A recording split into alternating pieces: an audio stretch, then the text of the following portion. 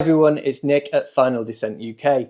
Welcome to our first video of the year where we'll debrief the January 2025 AAIB Bulletin. There are 4 field investigations and 9 correspondence investigations in this month's bulletin. I've picked out the most interesting incidents to discuss. If you want to skip ahead to a particular incident, there are some timestamps in the description. I love receiving your feedback, so do let me know if you like the videos. Do you think I should release more frequently and just discuss one incident at a time, or are you happy with the current format? Please let me know in the comments below.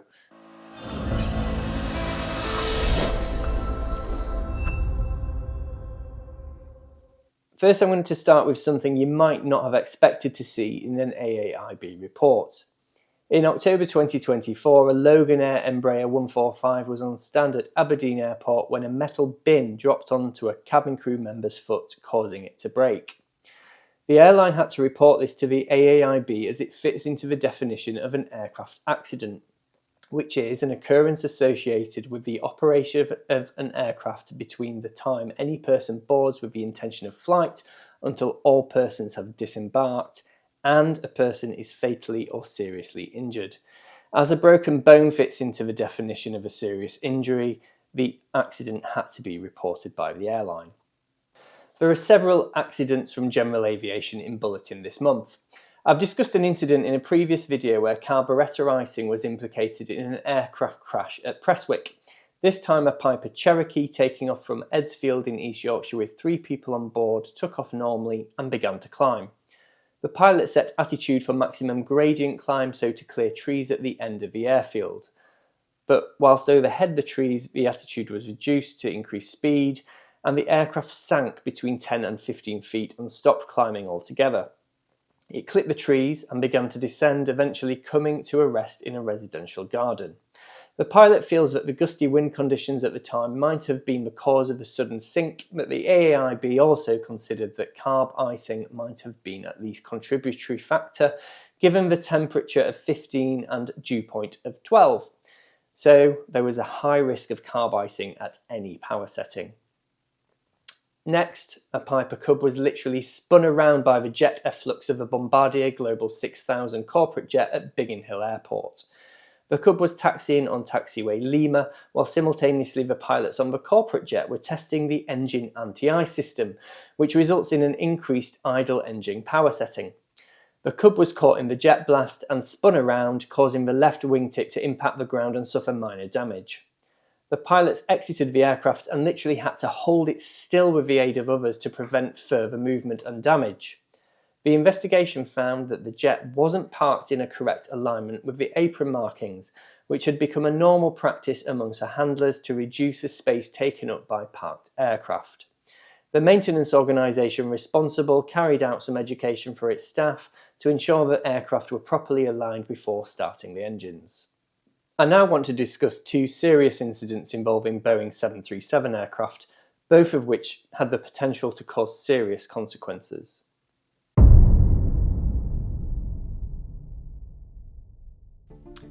A Ryanair Boeing 737 MAX 200 was on approach to Stansted Airport on the 4th of December 2023 following an uneventful flight from Klagenfurt in Austria.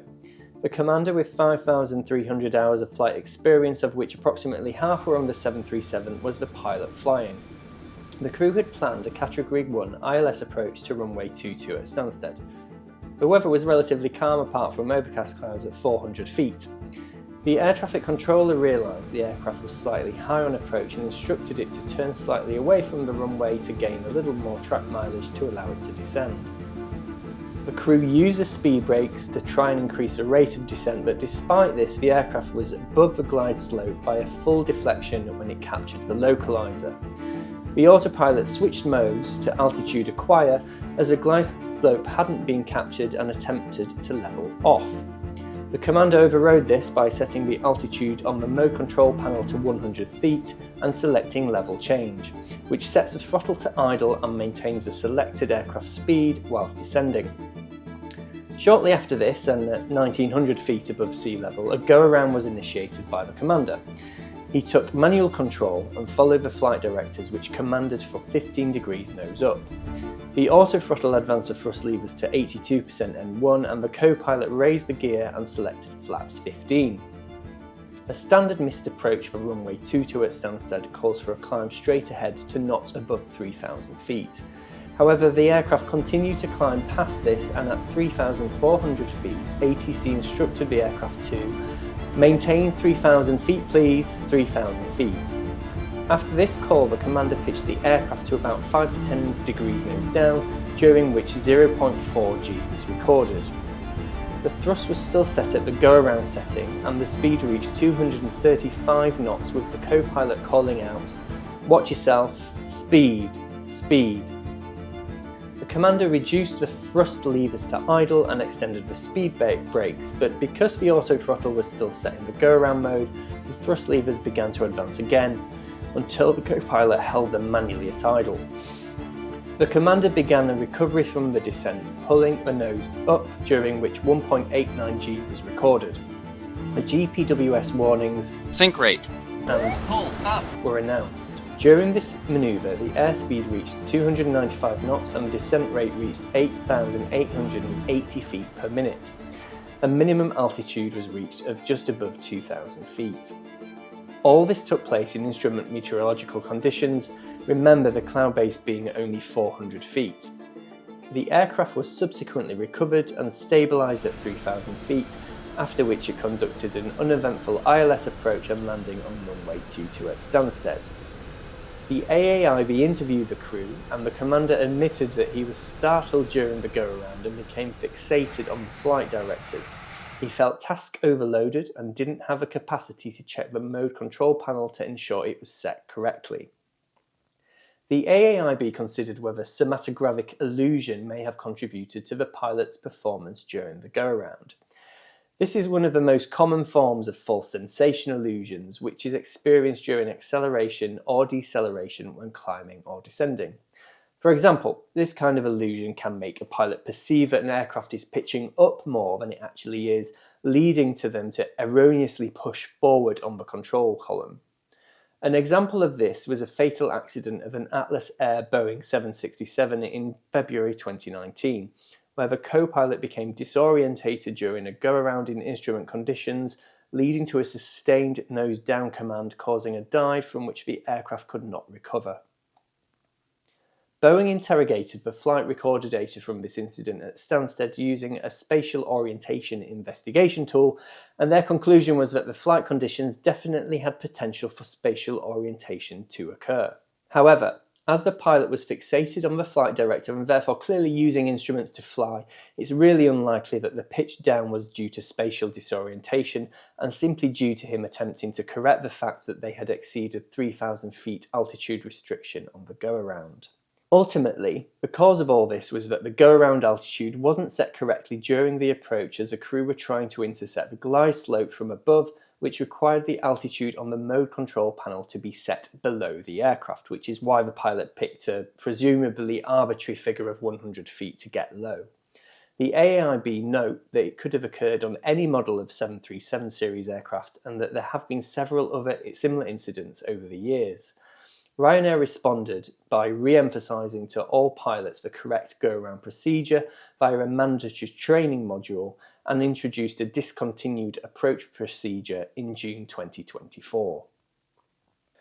The second 737 incident in this month's bulletin took place at Bristol Airport on the 4th of March 2024.